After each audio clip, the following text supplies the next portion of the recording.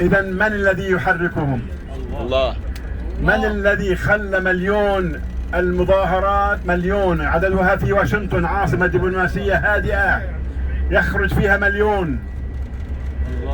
من الذي خلى وجعل لهم السقف العالي؟ أنا سقفي بدي 67، لأني أنا لا يمكن أن أكون أعمل القتل من أجل القتل، ولا أنا بدي أدب الناس في البحر بتخلى عني العالم كله.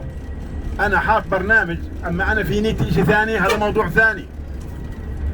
أنا حاطط لحد 67 وكولومبيا تهتف from the river to the sea، من المية للمية. وفي بعض المقابلات يقولون لا، ما في إسرائيل، لازم تخرج كلها. من الذي حط؟ من اللي حط في عقولهم هذه الشروط؟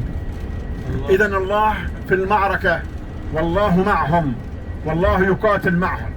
ودلالة على ذلك الشرط الثاني فيها الصبر. صبر أهل غزة فاق صبر أيوب وصبر العالم كله. هل هو صبرهم هم نفسهم نفس صبر البشر؟ إنه الصبر الذي رماه عليه ربنا. إذن الله كمان في المعركة وفي غزة. ويبقى تقرير عالي جدا قرأته، وندفع له تقريبا $1000 بالشهر مشان نقرأ هاي التقارير. تقرير من شركات دراسية أمريكية، هاي بتعمل دراسات وبيطلع الدراسة حكى مليون بتشتريها المخابرات والشغلات الثانية والشركات العالمية والإعلامية بيشتروها، بهمش كم عن ذلك. التقرير بيقولوا وصلوا كل أنواع المخابرات في العالم والاستخبارات وقادة الجيوش والأركان العالمية كلياتها وصلوا إلى نتيجة أن الذي يقاتل في غزة ليس حماس أو ليس المقاومة الفلسطينية، إنما هناك قوة خفية.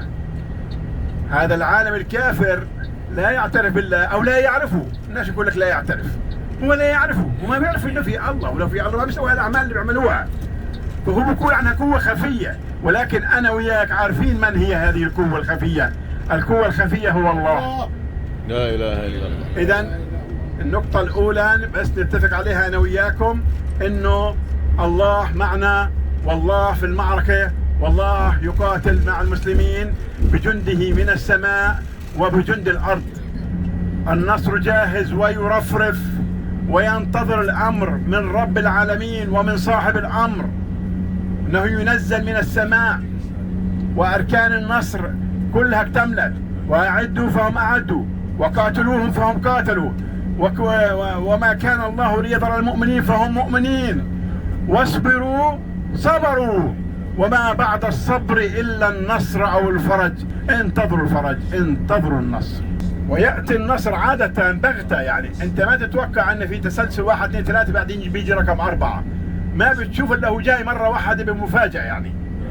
وحتى توصل لنتيجة، ولو أنه وصلوا لها أهل غزة، بس برضو بجوز لازم نوصل لها إحنا كمان، ونخاف على حالنا ونخاف على الدنيا، ونعرف إن الدنيا انتهت ومش نافعة وخرب بيتنا ومش عارف شو. حتى إذا استيأس الرسل، بدك توصل للدرجة هاد. حتى إذا بلغت القلوب الحناجر، بدها توصل القلوب الحناجر. لما توصل القلوب الحناجر ويستيأس الرسل ينزل النصر، وهو قريب جدا إن شاء الله. 3، وهو الأخير وهو أهم شيء وأهم نقطة، أن من هون ل10 أكتوبر هناك حدث كبير. أنا كنت أحكيه طبعا قبل شهرين، حكيناه في الرحلة اللي قبل هاي بالضبط، كانت صار لها شهر ونص شهرين. حدث كبير قبل 10 أكتوبر. لن يمر 10 أكتوبر بهذا النجاح وبهذه القوة وبهذه العزيمة. وإذا مر 10 أكتوبر ولم يحصل شيء، فاعلم أن هذا التاريخ حيصبح تاريخ، وحيصبح تاريخ للعالم كله، وحيصبح هذا التاريخ ما يحتفل فيه ليس 400 مليون عربي بما فيهم منافقيهم. هيحتفل لأنه بالنسبة له برضه بحب يرجع لأصله، أو زي اللي بتحك كله عجرة بقول والله طب الحمد لله اللي انتصروا، على الأقل اللي بيصير لنا العز منهم. وليس 2 مليار مسلم، هيحتفل فيه 7 مليار على وجه الأرض اللي بتعاملوا في النت.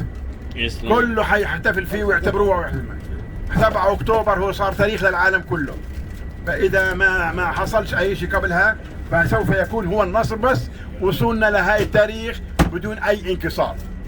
ومع ذلك هنالك حدث كبير حيحصل والله أعلم، نعذر أمر الله طبعا لأنه توقعات وتنبؤات وحسابات وقياسات واستنباطات وقياسات، وبتقدرش انت تحسي الموضوع تقول له بصير 100%. ما فيش 100% في العالم، 100% هي لله النسبة هذه إلى آخره. فالحدث هذا حيكون مكرم من الطرف الآخر، حيعملوا معركة كبيرة ويظنوا أن فيهم نصرهم، لكن حتكون فيها مقتلهم زي معركة فرعون. فرعون لحق سيدنا موسى وظن انه بده يقدر له وبده يقتله وبده ينهي الموضوع لاخره، واللي بده يغير دينكم واللي بده ياخذ ارضكم وبده اوريكم فيه وهين رايح عليه وهين الى اخره، وهو لا يعلم انه الله مكر له المكر ويغرقه في البحر.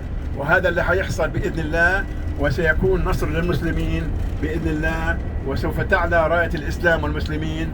وبعدها اذكركم بدل ما بيستلم كل يوم تقريبا 4000 في كل بلد، حاليا حيصير يستلم 40,000 و400,000 اليوم، وحنقول له روح سوي الشهاده على النت، مش فاضيين نشهد معك، لحق حالك من حالك.